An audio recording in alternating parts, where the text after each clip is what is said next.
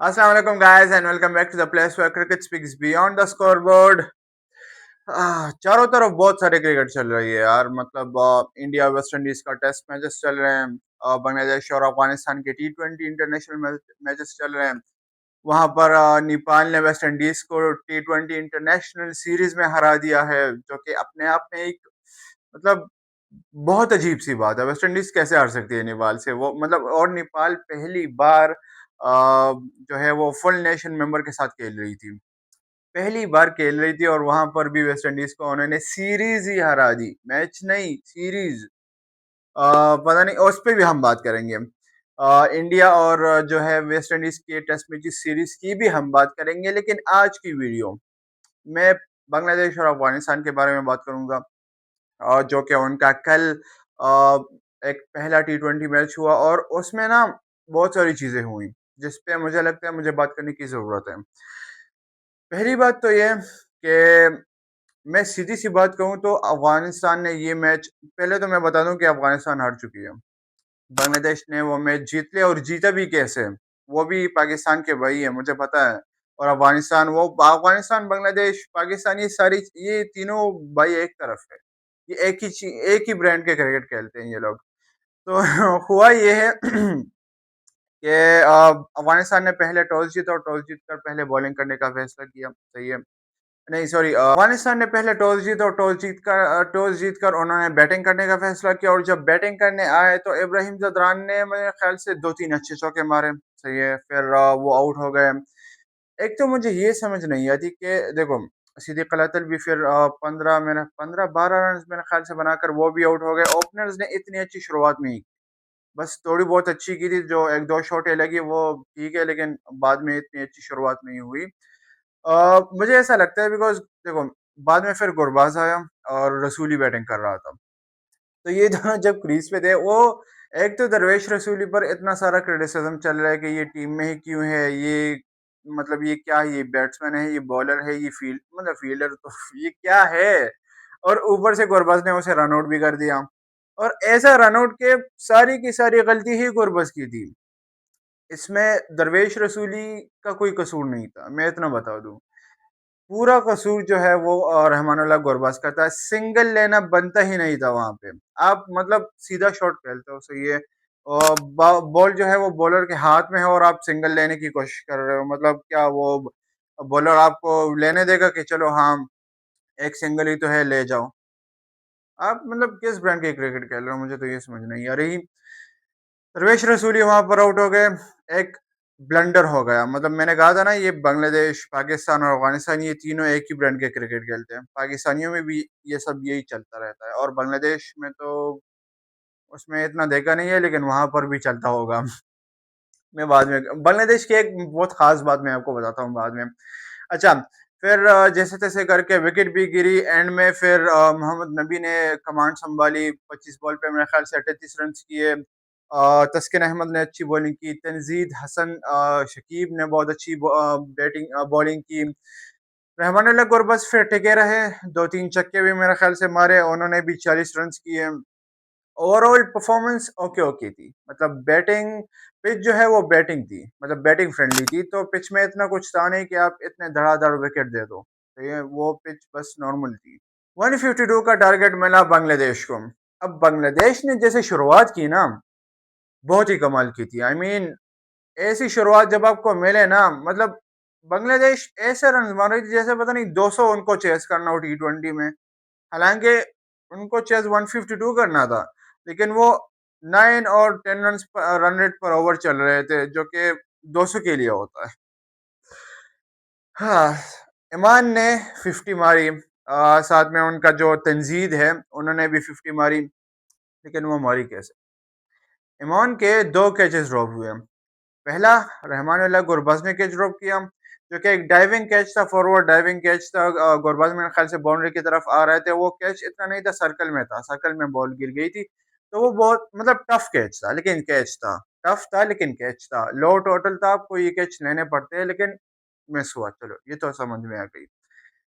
फिर उसी ओवर में मुझे लगता है उसी ओवर में नबी के बॉल, और नबी बॉलिंग कर रहा था, नबी के बॉल पर फिर से बॉल ऊपर चली गई।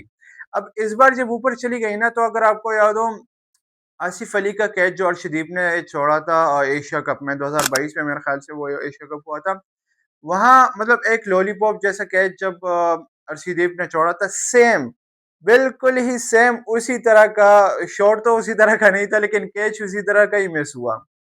इस बार अजमतुल्लाह उमरज़ई ने मिस किया था, और फील्डिंग एक बहुत बड़ी कंसर्न रही है अफगानिस्तान क्रिकेट की।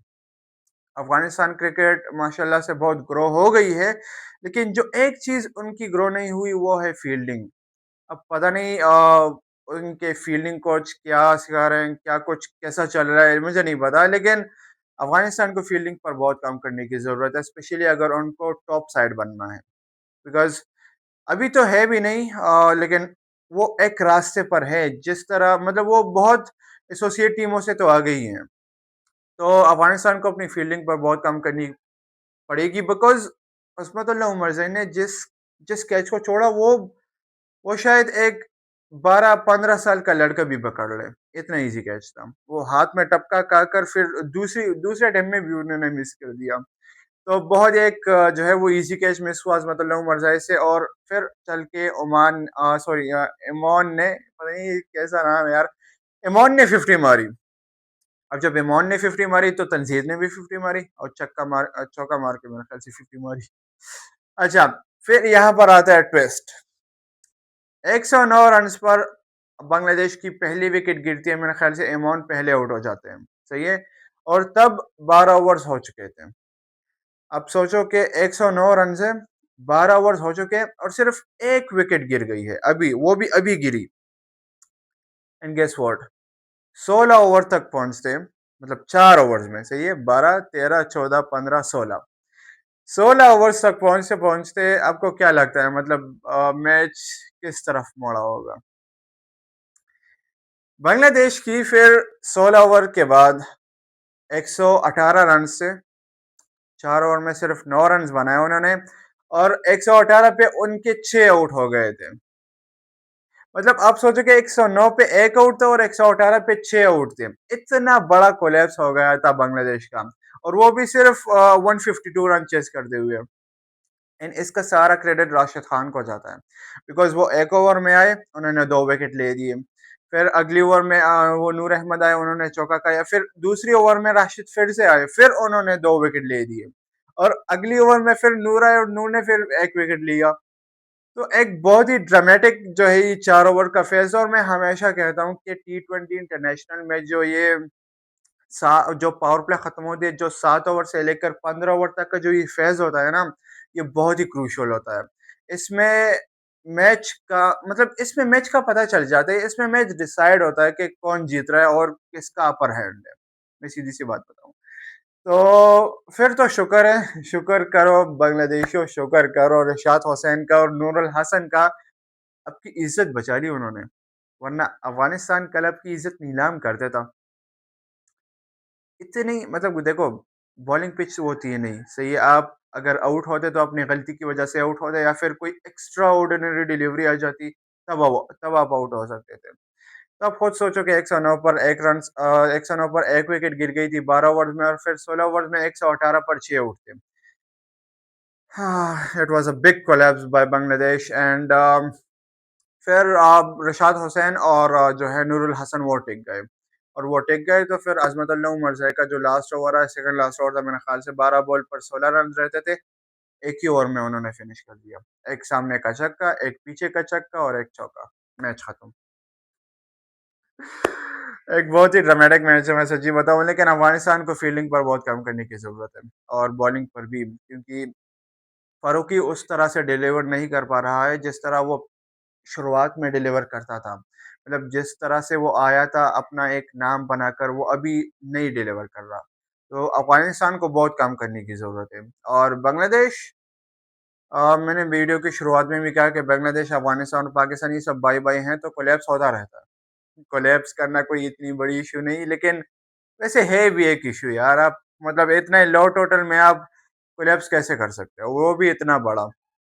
आपने 4 विकेट्स खो दिए, नहीं सॉरी, आपने 5 विकेट्स खो दिए, 9 रन आपने बनाए 4 ओवर्स में।